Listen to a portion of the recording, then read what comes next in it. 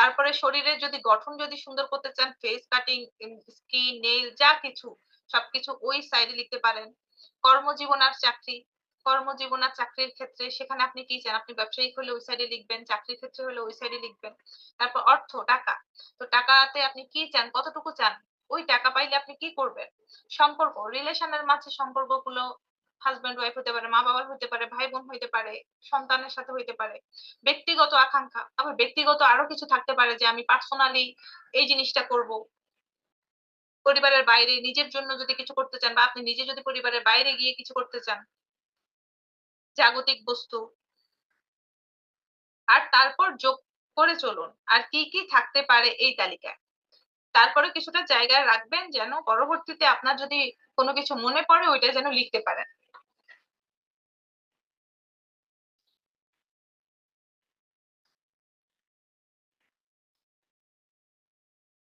একবার যদি আপনি নিজের আকাঙ্ক্ষার বিষয় মনস্থির করে ফেলতে পারেন, তাহলে কিন্তু আপনি ঠিক কোন পথে কৃতজ্ঞতা আপনার জীবনে সেই ম্যাজিক আনতে চলেছে তার একটা নির্দিষ্ট গতিপথ স্থির করতে পারছেন। আর এবার আপনি আপনার জীবনের সবচেয়ে উত্তেজক, সবচেয়ে রোমাঞ্চকর অভিযানটিতে যাওয়ার জন্য একদম প্রস্তুত।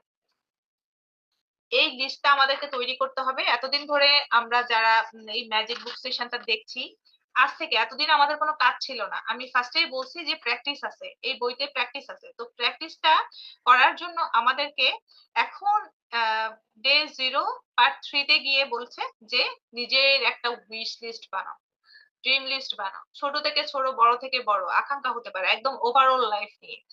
তো আশা করি সবাই কিন্তু আপনাদের যে কাজটা দেয়া হয়েছে এটা করবেন। রন্ডা আমাদেরকে শেখাচ্ছে কিভাবে লাইফে ম্যাজিক আনা যায়, ম্যাজিক ক্রিয়েট করা যায়, এবং নিজের ইচ্ছাগুলোকে খুব ইজিলি কিভাবে গ্র্যাব করা যায়। তো চলুন প্রতিদিনের মতো আমরা আজকে আবারও কিন্তু প্রেয়ার করব।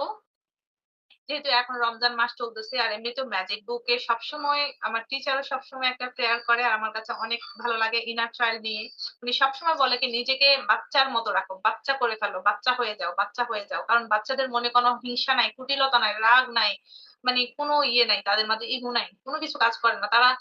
কিছু বোঝে না, তারা শুধু চায় আমাকে এটা দাও, এটা দাও, এটা করবো, এটা করবো। তারা সবসময় খুশি থাকে, হ্যাপি মোমেন্টে তারা বাঁচে। তো বাচ্চা হয়ে যাও, টেনশন ফ্রি হয়ে যাও। তো আসলে বড় হতে হতে টেনশন আমাদেরকে চতুর্পাশ থেকে ঘিরে ধরে, তাই আমরা যেন টেনশন ফ্রি থাকতে পারি প্রত্যেকদিন আমাদের এই প্রেয়ারটা কিন্তু খুবই প্রয়োজন। তো চলুন আজকে আমরা ব্রেন নিয়ে একটু প্রেয়ার করি, ঠিক আছে? মেরুদণ্ড সোজা করে বসবেন একটু।